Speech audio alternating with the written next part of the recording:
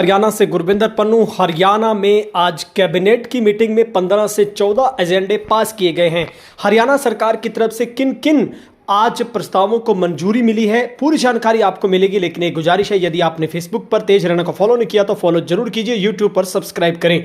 Haryana teacher transfer policy को cabinet की मंजूरी मिली है। आयु और अनुभव का 25% वेटेज और वर्किंग कपल को भी इसका फायदा मिलेगा। हरियाणा कैबिनेट मीटिंग सोमवार को करीब 2 घंटे तक चली। नायब सैनिक की अध्यक्षता में हुई मीटिंग में करीब 15 एजेंडे रखे गए, जिसमें 14 को मंजूरी मिली है। सीएम ने बताया कि पहला agenda model online transfer policy और टीचर्स ऑनलाइन ट्रांसफर पॉलिसी को मंजूरी दी गई है। यह मंजूरी हाईकोर्ट और समय समय पर आने वाली टिप्पणियों के आधार पर बनाई गई है। नई नीति के तहत ट्रांसफर के लिए कर्मचारियों की रैंकिंग एक नए 120 पॉइंट वाले कंपोजिट स्कोरिंग फ्रेमवर्क से तय की जाएगी। नई नीति में आयु को 25%, कैडर में अनुभव को 25% और अन्य कैडर को 50% वेटेज दिया गया है। पति पत्नी मामलों में मेरिट अंक 5 से बढ़ाकर 10% को प्रस्ताव की स्वीकृति भी प्रदान की गई है।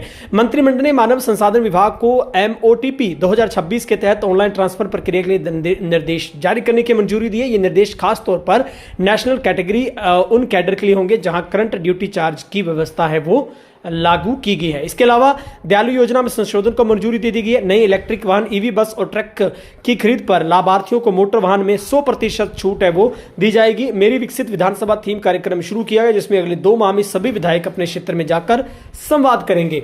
दिव्यांग और सेवानिवृत्त के करीब शिक्षकों को राहत है। 70% उससे अधिक दिव्यांगता वाले शिक्षक संरक्षित श्रेणी से शामिल किए जाएंगे। पहले जिन शिक्षकों के रिटायरमेंट 12 महीने शेष रहते थे, उन्हें छूट मिलती थी। अब इस अवधि को बढ़ाकर 18 महीने किया गया है।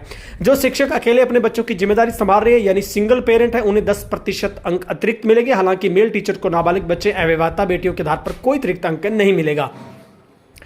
वहीं पर अगली मंजूरी यह है कि दयालु योजना में संशोधन को मंजूरी दी गई, जिसमें एक योजना में महत्वपूर्ण संशोधन की मंजूरी दी गई। 3 महीने से बढ़ाकर 6 महीने कर दी गई है। अब दायर क्लेम के लिए पूर्वव्यापी छूट अवधि को 3 महीने से बढ़ाकर 6 महीने कर दिया गया है, यानी 6 महीने से अधिक और 7 महीने तक देरी के लिए हरियाणा परिवार सुरक्षा न्याय के तहत कार्यकारी अधिकारी को अधिकृत किया गया है। सीएम नायब सैनिक ने बताया कि NCR जिले में BS4 यानी कि उस पुराने मानकों वाले पुराने ट्रकों बसों को बदलने पर मोटर वाहन कर में छूट के प्रस्ताव को मंजूरी दी गई है। इलेक्ट्रिक व्हीकल CNG ट्रकों बसों की खरीद पर पात्र लाभार्थियों को 100% मोटर वाहन पर छूट दे दी गई है। इसके अलावा नर्सरियों में बेचे जाने वाले पौधों पर QR कोड लगेगा। हरियाणा बागवानी नर्सरी नियम 2026 को मंजूरी दी गई। इसके तहत नर्सरियों के न्यूनतम गुणवत्ता मानक निर्धारित किए गए। रिकॉर्ड प्रबंधन की आधुनिक व्यवस्था लागू की गई है। बेची जाने वाली पौधे सामग्री पर कोड आधारित टेबलेबिलिटी सुनिश्चित की जाएगी। इसके अलावा सीएम ने बताया कि मंत्रिमंडल ने हरियाणा नगर पालिका संशोधन अध्यादेश 2026, हरियाणा नगर निगम संशोधन अध्यादेश 2026 को मंजूरी दी गई। अब स्लॉटर हाउस और मीट की दुकानों को नगर पालिका नगर निगम के अलग अलग व्यापार लाइसेंस लेने की आवश्यकता नहीं होगी, एक ही मान्य होगा। नायब सैनिक ने बताया कि हरियाणा राज्य महिला आयोग अध्यादेश के संशोधन को मंजूरी दी गई है। गैर सरकारी सदस्यों की संख्या बढ़ाने का आयोग ने निर्णय लिया है, जिसमें अब सरकारी सदस्यों की संख्या 5 से बढ़ाकर 7 कर दी गई है। सीएम नायब सैनिक ने बताया कि जल प्रदूषण की रोकथाम एवं नियंत्रण संशोधन अधिनियम 2024 को अपनाने के प्रस्ताव को मंजूरी दी गई। इसमें हरियाणा में जल प्रदूषण नियंत्रण में जुड़े कानून को अधिक प्रभावी, आधुनिक और व्यवहारिक बनाया जाएगा।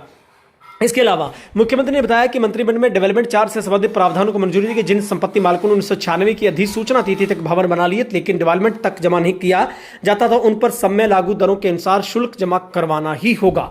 सीएम नायब सैनिक ने बताया कि कैबिनेट बैठक में शामलात भूमि 2026 की नीति को मंजूरी दी गई। इसके तहत आवेदन को समय पर राहत देने के लिए मामले की स्वीकृति देने का अधिकार संबंधित जिला उपायुक्त को दिया गया, जो कि पहले डायरेक्टर को होता था।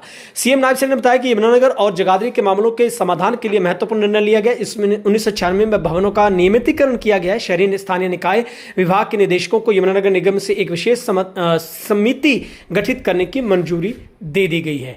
इसके अलावा विधानसभा में सीएम बोले मेरी विकसित विधानसभा कार्यक्रम शुरू होगा, जिसमें थीम रखी गई है। उसमें अब अलग अलग चुनौतियां और संभावनाओं को आगे बढ़ाया जाएगा।